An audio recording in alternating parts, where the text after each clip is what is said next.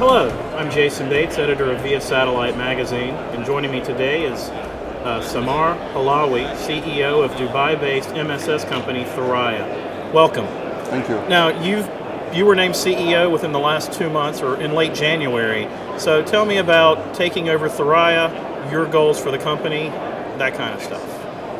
Well, as you've seen, I was appointed on January 23rd. January 25th, there was the revolution in Cairo, and then there was the Libya. So it's been quite exciting time for us. I started with the company in January with a mandate to look at the business continuity and how we're going to get into the markets that we need to get into as a company. Thuraya as a company existed for a very long time. It's a company with great network, very good satellites, and excellent products. We have,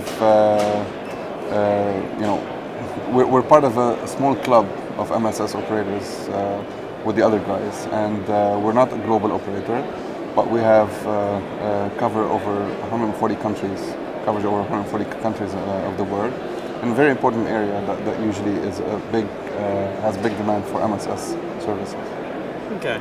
Yes, you've often been considered, I guess, the Middle Eastern operator of the MSS world. Yes. But you are expanding your operations into new areas. Can you talk about that? Yeah, I mean, we have a satellite that covers the Middle East, Africa, and a bit of Asia. That's our main satellite. And then we launched 2 years ago a satellite over Asia.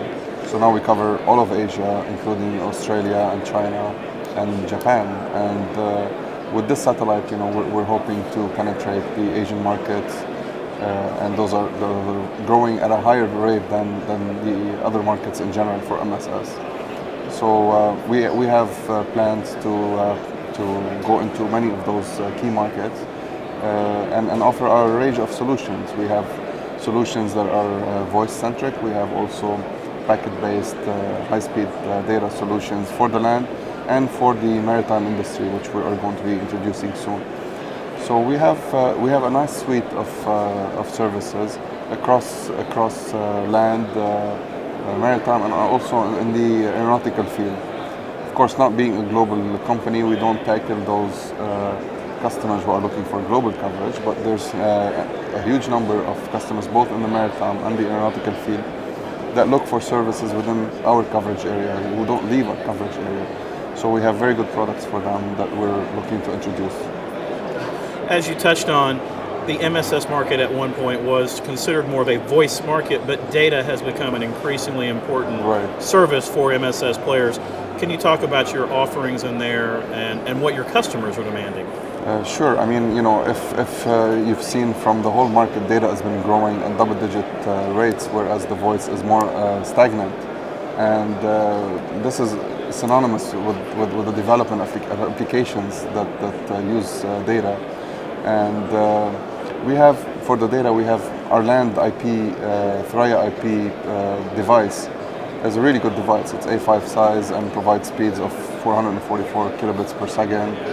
It also provides asymmetric streaming services, which allows people like the broadcast media to be able to only pay for the bandwidth that they really require, not the bandwidth that they don't need. And it's a very good product. Again, it works really well.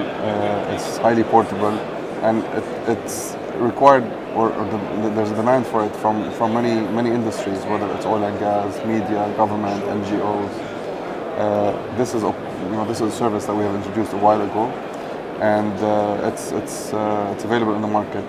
Now for the maritime, we're introducing, probably by summertime, we're introducing a new device that allows voice and data, high-speed data. So it's a similar product than the one I described for the land, but it works on ships, and it has a good antenna. It works really well, and it will be positioned appropriately for the market. Okay, and I know you mentioned aeronautical services, and Thuraya was actually discussing the aeronautical market before you became CEO. Yes. What is the status of your aeronautical offerings? What are you looking for from that market? We're evaluating this business right now to see where it makes sense for us to continue. We do have customers today in the aeronautical market, mainly on helicopters and aircrafts like this type. But our voice service, we go back to the voice service. Thuraya is the company really the market leader in voice. We have about 40% market share in the whole world, and if you look only at our coverage area, we have about 70% market share, and that's mainly because of this device, which is the world's smallest and toughest satellite phone. It's a really great device. It works very well. You can walk and talk with it. It's very easy to use, very simple, has GPS, and it's you can see the size. You can put it in your pocket. So it's been a device that has been very successful for us. And this is the XT. This is the XT, yes, yeah. How old is this device?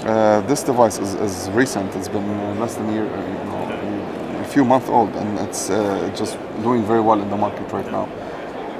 Yes, we had a discussion that when the MSS market, one of the problems it really has was that devices at one time were, like the big bricks, and you had to carry a lot of equipment. Yeah. And one of the keys to this market was getting more of a cell phone style offering, and that's what we've got here. Right. How much smaller can we go given the satellite technology and the ground equipment? We had launched a smaller version of a satellite phone, but and it was even lighter than this, but it didn't have the ruggedness of this device. And sometimes customers they associate the heavy or the size of the device with the ruggedness, but it's not necessarily the case. With this one, it's the most rugged device in the market. It's the toughest device in the market, and at the same time, it's the smallest. So I think this is a form factor that people are happy with, both from a functional and from a perception point of view. The user base for this phone, is it more of a corporate user that's going out in the field, or is this an everyday device for a consumer market as well? It's both, actually. It's both. I mean, it depends on the application. If you notice during the Iraq and the Afghanistan wars in the mid-2000s, everybody needed a phone.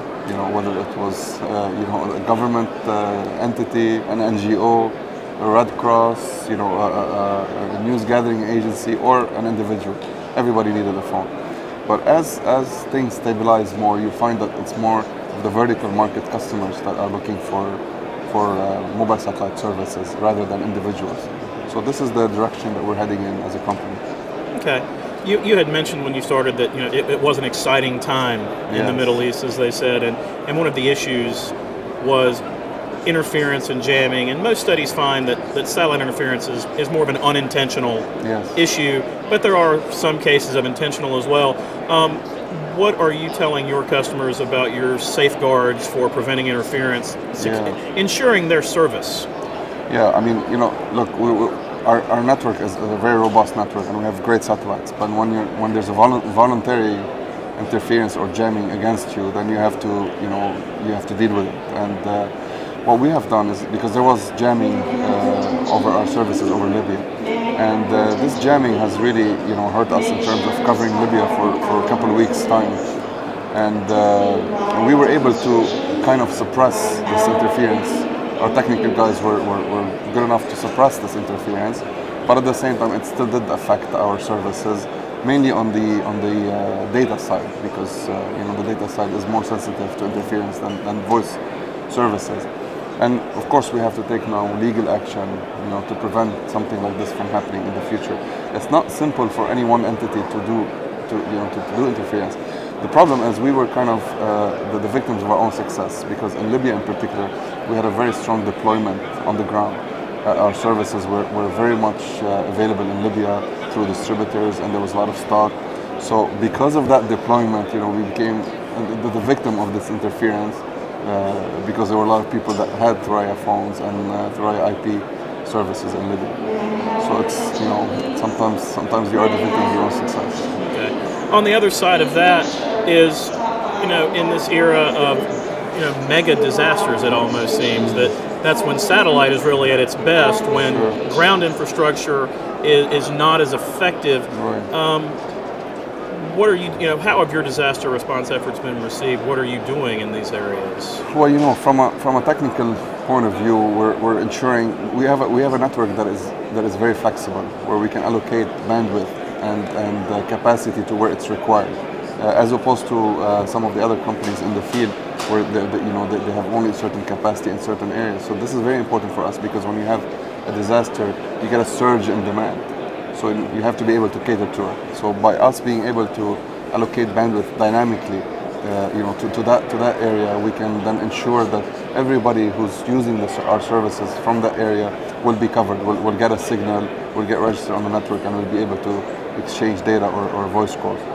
So from a technical point of view, we have to put some effort in monitoring the network and making sure that our customers are getting their allocation. Now, from a commercial point of view, of course, immediately, because we have service providers, service partners almost in every country, and we are licensed in every country, so it makes it easy for us to move stock into those countries and ensure that there's whatever demand there is, that can be met, and that there's no interruption of services. Okay, and what could a customer expect to see from Thuraya within the next 6 months to a year? What are you focusing on in terms of new initiatives or new offerings? Well, we have a lot of plans for the next period. We have very aggressive plans. We want to make sure that we serve our customers to their best needs, and we understand what they're looking for. We understand what they what they need in terms of MSS solutions, and we have, like I said, we have a phone right now that we believe is the best in the market. We have an IP product that we believe is also the best in the market as well. And we're bringing a maritime solution that will complete our portfolio. We'll be evaluating the aero business, but I think between the maritime and the land, this is where our focus is going to be. And we're looking, as I said, to expand in Asia and to have more inroads into different countries of Asia.